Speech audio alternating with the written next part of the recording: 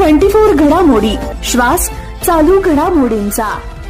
श्री प्रधानमंत्री माननीय नरेंद्र मोदी साहेबांचे, राष्ट्रीय अध्यक्ष नड्डा साहेबांचे, अमित भाईंचे आणि राज्यामध्ये कार्यरत असलेले आमचे प्रदेश अध्यक्ष माननीय बावनकुळे साहेब आणि माझे नेते, ज्यांच्यामुळे खरं तर भारतीय जनता पार्टीमध्ये माझा प्रवास सुरू झाला, असे माननीय देवेंद्र फडणवीस साहेबांचे, भारतीय जनता पार्टीच्या जिल्हाध्यक्ष आणि संघटनेचे प्रत्येक घटकाचे आमदार, माजी आमदार सगळ्यांचे ज्यांचे आशीर्वाद मला मिळाले, या सगळ्यांचे मी मनापासून आभार व्यक्त करतो। कारण की या सगळ्यांच्या प्रयत्नांमुळेच खरं तर आज राष्ट्रीय निवडणूक आयोग समितीने त्या ठिकाणी माझं नाव निश्चित केलं। मला पूर्णपणे विश्वास आहे की जो विश्वास माझ्यावर ठेवलाय, संघटनेतल्या प्रत्येक घटकाला बरोबर घेऊन निवडणुकीला सामोर जाऊन परत एकदा देशाला प्रधानमंत्री म्हणून नरेंद्र मोदींच्या जे काही 400 पारचा नारा आहे त्यामध्ये नगर जिल्ह्याचा वाटा मोठ्या प्रमाणात राहील असं मला विश्वास आहे। अनेक चर्चा गेल्या काही दिवसापासून सुरू होत्या, आता त्या सगळं बंद झालं।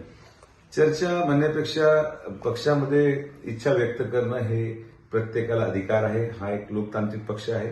प्रत्येकाने इच्छा व्यक्त केली, पक्षाने परत मला संधी दिली, तर मला विश्वास आहे की जे लोक त्या ठिकाणी इच्छा व्यक्त करत होते ते देखील बरोबर घेऊन त्यांना एक चांगलं काम आदरणीय प्रधानमंत्र्यांसाठी भारतीय जनता पार्टीचा प्रत्येक घटक महायुती म्हणून आज राष्ट्रवादी असेल, शिवसेना असेल, या सगळ्यांच्या बरोबर येऊन महायुतीचा उमेदवार म्हणून त्या ठिकाणी माझी नावनिश्चिती झाली आणि मला वाटतं की तिन्ही पक्ष मिळून एक चांगलं सकारात्मक काम या जिल्ह्यामध्ये करून दाखवू। गेल्या काही दिवसापासून निलेश लंके जे आहेत ते तुतारी चिन्हावरती लढणार आहे तुमच्या विरोधात, कुठेतरी प्रवेश यांचा लवकरच होईल असं देखील बोललं जाते, म्हणजे ही थेट लढत होऊ शकते। तो त्यांचा विषय, त्यांना काय निर्णय घ्यायचा तो त्यांचा व्यक्तिगत प्रश्न आहे, त्यावर मी काही टीका टिप्पणी करणार नाही।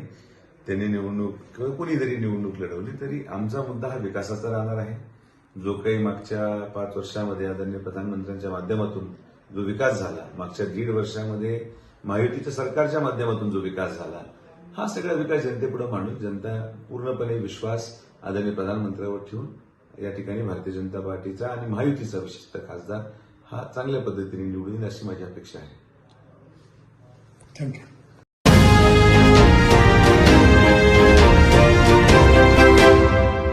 न्यूज 24 घडामोडी श्वास चालू घडामोडींचा।